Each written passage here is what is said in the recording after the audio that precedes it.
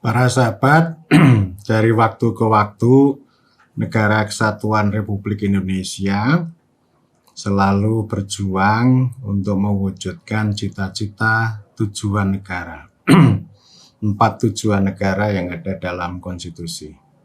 Mulai dari melindungi, mencerdaskan kehidupan bangsa, majukan kesejahteraan umum, sampai perdamaian abadi. Dan perjuangannya patut kita hargai, kita hormati. Berbagai langkah sudah ditempuh, termasuk kerja-kerja Presiden Joko Widodo yang mengangkat, menghadirkan tema negara hadir. Namun tentu ada banyak pihak, termasuk saya, yang selalu mengkritik tentang bukan substansi tujuan, tetapi soal bagaimana kita memahami dan mencapai tujuan, dan tentu termasuk hasilnya. Kalau kita bandingkan dengan negara-negara tetangga, nggak usah jauh-jauh, ke Malaysia misalnya. Malaysia memperoleh kemajuan dan kejayaan yang jauh lebih ngetop dibanding kita. Ini bukan persoalan anti nasionalisme, bukan. Tetapi kita perlu melakukan refleksi kritis. Kita harus cinta pada negeri, ya, cinta pada Indonesia. Tapi kita juga harus kritis pada bagaimana negara ini dijalankan, bagaimana kebijakan, bagaimana Pancasila ini diaktualisasikan, bagaimana konstitusi ini dipahami, dijalankan, dan seterusnya. Sesuai dengan prinsip yang saya sampaikan, NKRI harga hidup. Nah, kritiknya tentu ini soal pencapaian termasuk meraih kejayaan ini masih jauh dari harapan. Yang berulang kali saya sampaikan bahwa cita-cita ini kalau secara konseptual kan ada citizenship, kewarganegaraan sesuai dengan sila kelima, ya, keadilan sosial bagi seluruh rakyat Indonesia. Itu masih jauh dari harapan. Meskipun perjuangannya luar biasa. Saya tidak mengatakan ini gagal. Ya. Dan sekalipun ada kata gagal kan hal yang biasa, karena sebenarnya berjuang itu akan selalu bertemu dengan kegagalan. Kesuksesan itu adalah bonus. Ya. Nah, pertanyaannya bagaimana kita mewujudkan mencapai 4 tujuan negara? Jawabannya dengan pemerintahan. Ya, ini menurut perspektif saya. Pemerintahan itu bukan sekedar sistem. Kalau kita ngomong sistem, entah itu sistem parlementer, presidensial, desentralisasi, ya itu kita gagal untuk menemukan hakikat pemerintahan sebagai pendekatan, sebagai cara untuk mencapai tujuan negara. Itu prosedural. Ya, termasuk pemilihan umum itu memang harus kita lakukan. Tetapi ketika kita terjebak pada prosedural, ya itu hanya sebuah rutinitas yang rutin. Termasuk juga pemerintahan itu kalau dia dipahami sebagai sistem, apalagi dipahami sebagai perkantoran, ya itu jebakannya luar biasa. Dan itu yang membuat tujuan kita itu masih jauh dari harapan. Nah, pemerintahan yang seperti apa? Ya, jadi secara ideal, pemerintahan itu ya berpangkal dari politik berujung pada ekonomi. Yang diantarkan melalui koridor hukum, kemudian ditempuh dengan cara, dukungan cara administrasi, manajemen, dan teknologi. Itu pemerintahan. Demikian juga dengan prinsip begini, bahwa pemerintahan republik itu pada dasarnya rakyat secara politik membentuk pemerintah. Pemerintah itu bekerja dengan politik, hukum, administrasi, dan teknologi untuk mengatur, mengurus negara, atau governing the state, memerintah negara. Lalu negara melayani dan melindungi, entah tumpah darah, melindungi bangsa, dan yang lebih penting melayani dan melindungi warga negara. Itu prinsip pemerintahan republikanisme. Dan soal sistem, soal bentuk itu adalah satu kerangka. Tetapi esensinya itu adalah mulai dari rakyat, pemerintah, negara, dan warga negara. Pemerintah dan rakyat itu konsep politik. Ya. Kalau negara itu konsep hukum. Jadi kita harus jelas di situ. Memang negara ini bisa abstrak, ya, tapi bisa kita buat konkret bahwa negara itu ya aparat, itu yang paling konkret. Dan intinya kalau negara hadir itu ya persoalan pelayanan dan perlindungan. Dengan kata lain kalau mau disederhanakan ya pemerintahan itu soal ya bagaimana menjalankan fungsi proteksi distribusi, fungsi pelayanan dan perlindungan kepada warga negara. Itu ya poinnya akan di situ. Tetapi ada dua problem besar kita ini. Problem yang pertama, pemerintahan tidak berjalan seperti prinsip republikanisme itu. Jadi koherensi antara politik, hukum, administrasi itu masih kurang baik. Jebakan perkantoran, jebakan perkapalan terjadi. Atau ya pemerintahan itu dunia kontestasi para pihak, entah itu politisi, teknokrat, para sarjana hukum, birokrat. Dan itu sama bahwa negara itu juga menjadi arena kontestasi para pihak. Artinya tidak semuanya itu istiqomah tegak lurus pada prinsip kedaulatan rakyat, republikanisme, dan pada tujuan negara. Banyak orang juga sering mengingatkan bahwa negara itu apa sih? Jangan-jangan ini hanya aparat negara yang memanfaatkan negara untuk kepentingan mereka. Jadi ini pemerintahannya ini masih tidak duduk dengan baik. Meskipun ada demokrasi, tetapi juga harus bertarung dengan birokrasi dan teknokrasi. Meskipun ada politik, tapi politik diisolasi. Kalau urusan kebijakan dan seterusnya, nanti administrasi yang akan banyak berbicara. Teknokrasi yang akan banyak berbicara. Jadi pemerintahannya tidak seperti dalam konstitusi kita. Yang tadi saya katakan mulai dari kehendak rakyat untuk sebesar-besarnya kemakmuran rakyat. Itu masih jauh. Yang kedua, karena pemerintahan kita ini tidak seperti yang kita harapkan, maka pemerintahan justru digantikan dengan pembangunan. Nah ini ya, jadi pembangunan yang lebih dominan. Padahal konstitusi kita tidak mengenal kosakata pembangunan. Pembangunan itu ya asalnya dari proyek modernisasi, developmentalisme. Karena itu pembangunan ini lalu menjadi ideologi disebut dengan pembangunanisme atau developmentalisme. Ini bukan hanya soal bagaimana dikonsepkan developmental state atau negara pembangunan, negara yang aktif dalam menjalankan pembangunan mulai dari pertanian, industri, perdagangan, jasa, dan seterusnya. Bukan sekedar itu. Tetapi developmentalisme, pembangunanisme ini membentuk apa yang saya sebut sebagai developmental government. Pemerintah yang bercorak pembangunan. Ini berlawanan dengan demokrasi. Kalau demokrasi itu pemerintahan yang berasal dari rakyat, yang dijalankan oleh rakyat, dan kemudian dimuliakan untuk rakyat. Untuk rakyat. Kalau developmental government itu adalah pemerintahan dari pembangunan, oleh pembangunan, dan untuk pembangunan. Jadi powerful ini, pembangunan itu menjadi baik itu ideologi, pembangunanisme, dia menjadi rezim itu yang bisa menciptakan aturan, termasuk membuat sistem perencanaan pembangunan yang mengikat seluruh pemerintah. Kemudian juga sebagai mantra ya, pembangunan nasional, itu mantra itu. Kalau orang ngomong pembangunan nasional itu wah luar biasa, wasis pokoknya. Kemudian dia sebagai tujuan, pembangunan itu menjadi tujuan. Padahal tujuannya ya ada dalam negara tadi.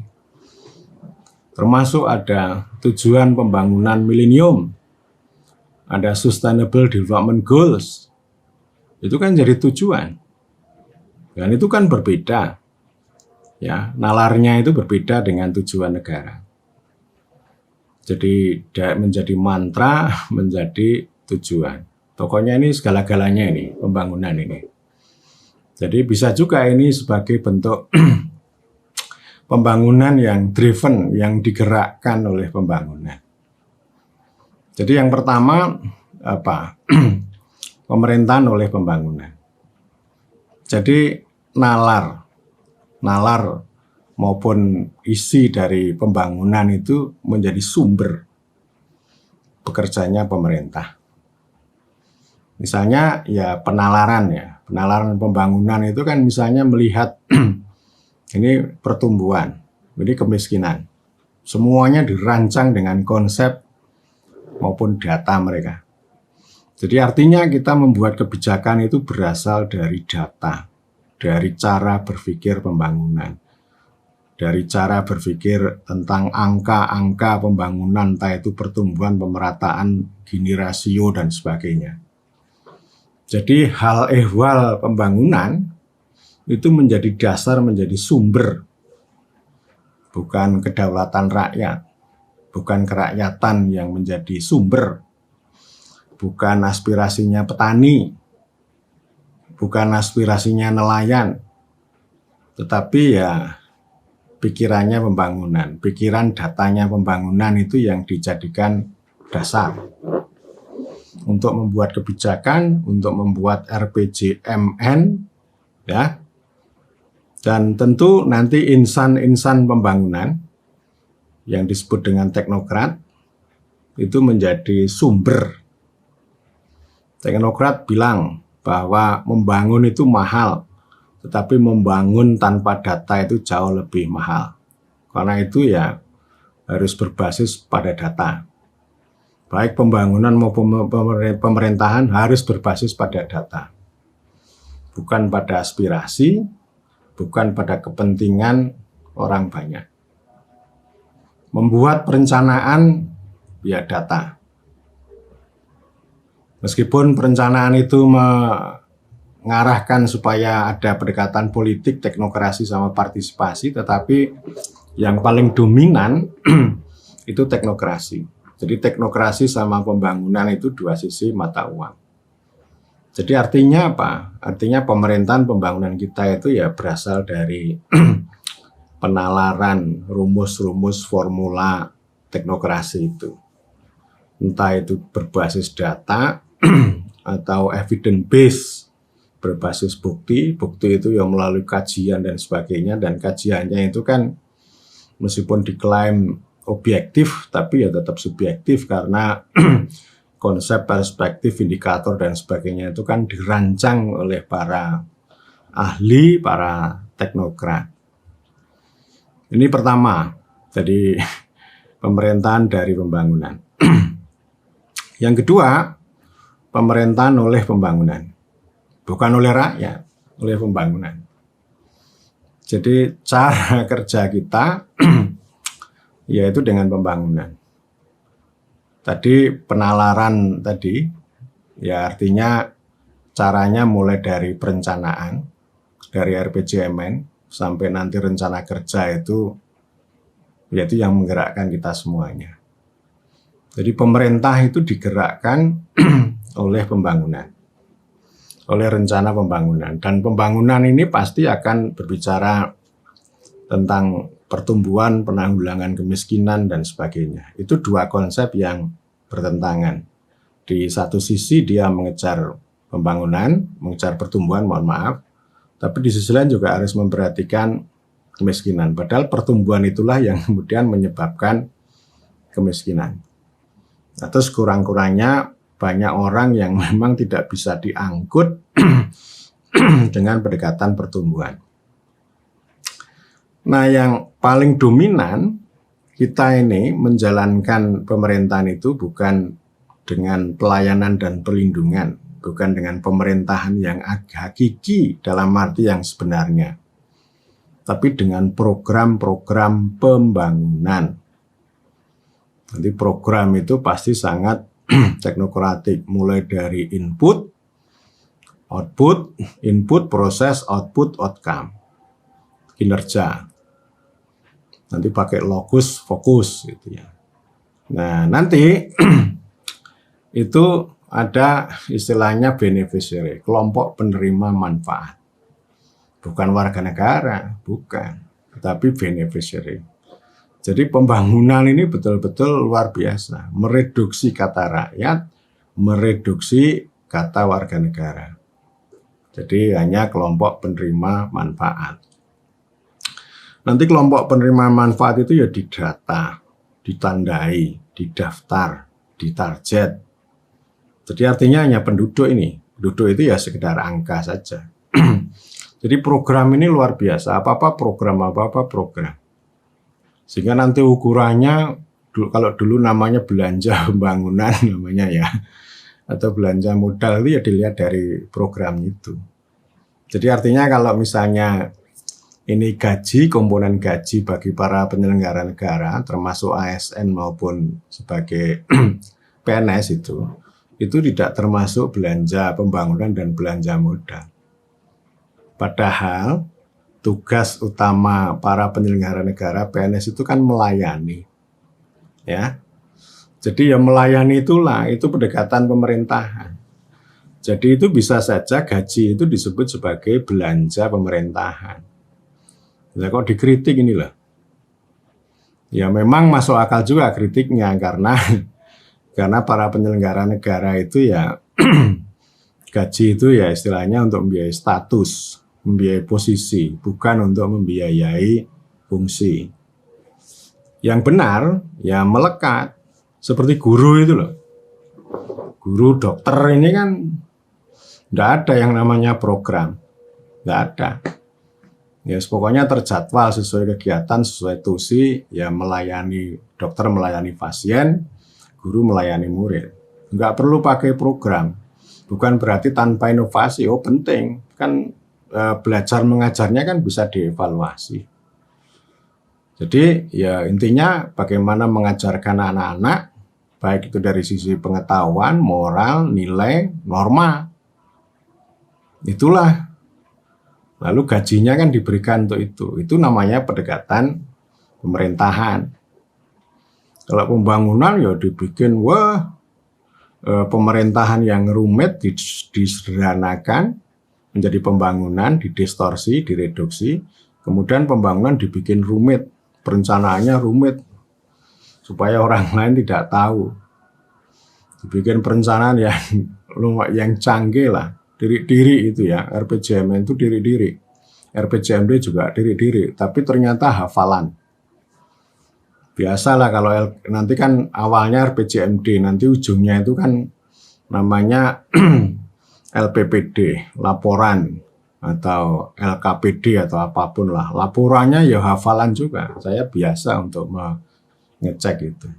Jadi saya sering mengkritik para perencana ya. Di Bapeda.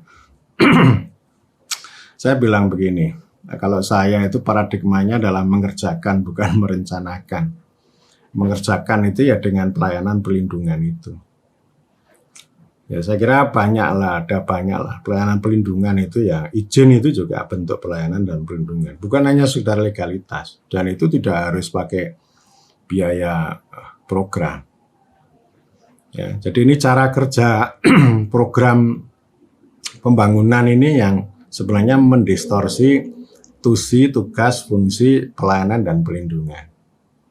Saya selalu mengingat apa yang disampaikan oleh Presiden Joko Widodo tahun 2017. Beliau mengatakan begini, para menteri, para gubernur, bupati, wali kota tidak perlu membuat program yang terlalu banyak. Cukup 4. Selebihnya adalah pelayanan. Itu sebenarnya luar biasa. Itu pendekatan pemerintahan, pelayanan itu. Dan pelayanan itu ya nggak perlu diprogramkan secara input, proses, output, outcome, enggak. Yaitu bagian dari proses yang menjadi habitus Dan itu bisa dievaluasi kok itu. Bisa diinovasi, bisa dievaluasi. Terutama untuk mencapai tujuan negara.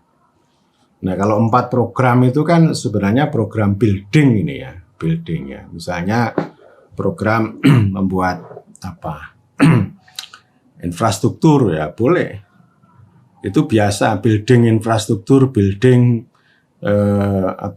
jembatan, building tempat ibadah dan sebagainya itu baik. Tapi kesehariannya ya pelayanan.